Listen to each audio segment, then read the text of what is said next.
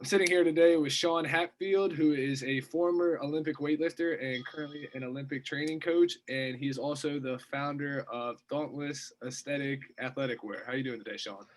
Hey Pat, thanks for having me, man. Appreciate it. Not a problem, not a problem. So let's just hop right on into it. And I just want to start you. When did you start your lifting journey?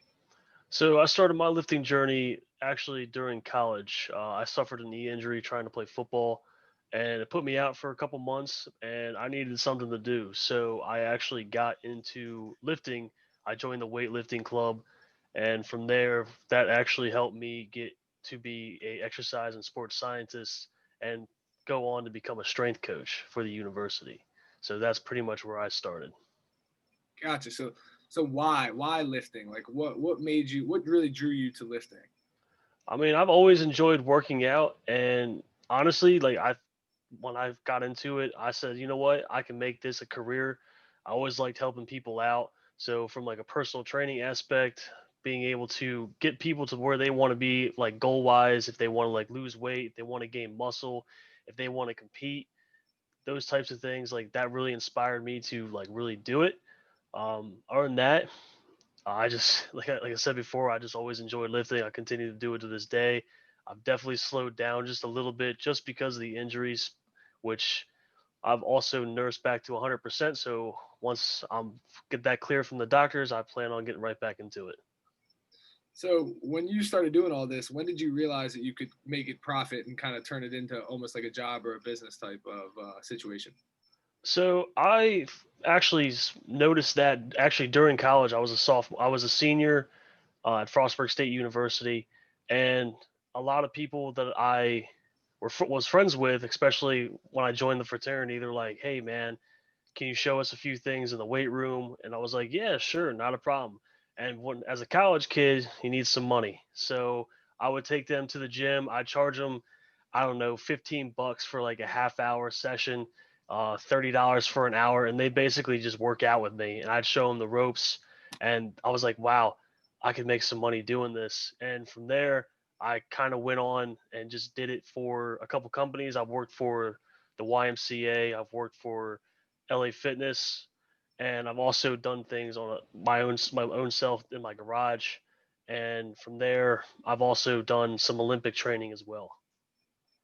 So if what would be the biggest recommendation you give someone who is trying to build their clientele as a personal trainer?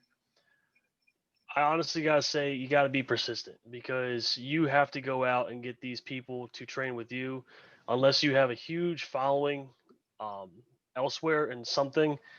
They're not going to come to you. You have to go out and talk to people, go to your local gym, be like, "Hey, are you interested in like personal training?" But make sure you are at a gym that you can actually do it like on a private level, because you don't want to get in trouble by the gym because they will kick you out. I've seen it a couple times. It's never happened to me, luckily, but they will kick you out. But you got to be persistent about it. Also, you got to know what you're talking about. You see a whole bunch of stuff online saying like, "Oh, do this, do that. You got to buy my program."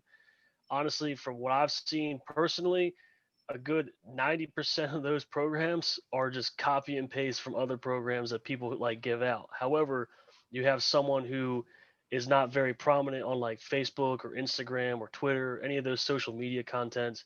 They don't have a large following. They have a great program, but no one sees it.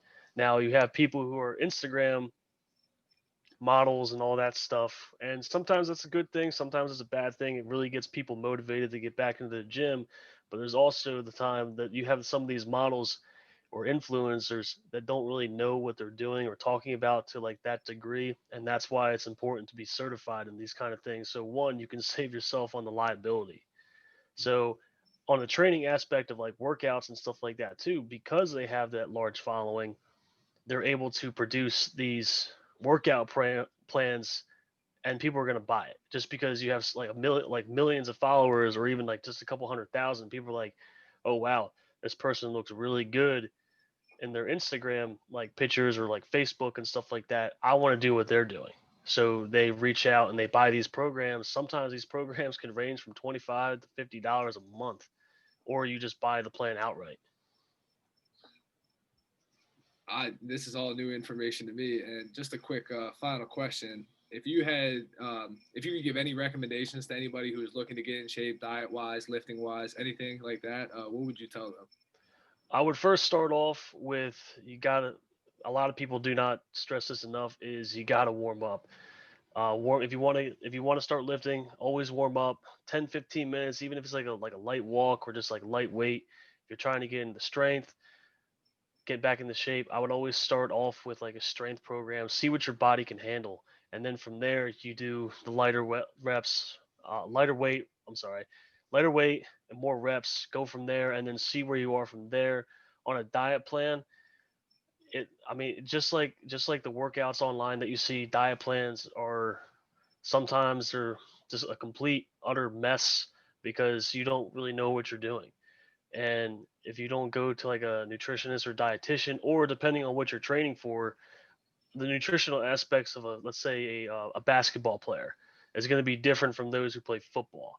And so if you're doing a basketball workout plan but eating like a football player, that doesn't really make as your gameplay is definitely going to be changed dramatically because you're taking in more calories. You're not supposed. I mean, you can be big and you got to be fast, but as a basketball player, like you don't want to be close to 300 pounds eating like a lineman playing football.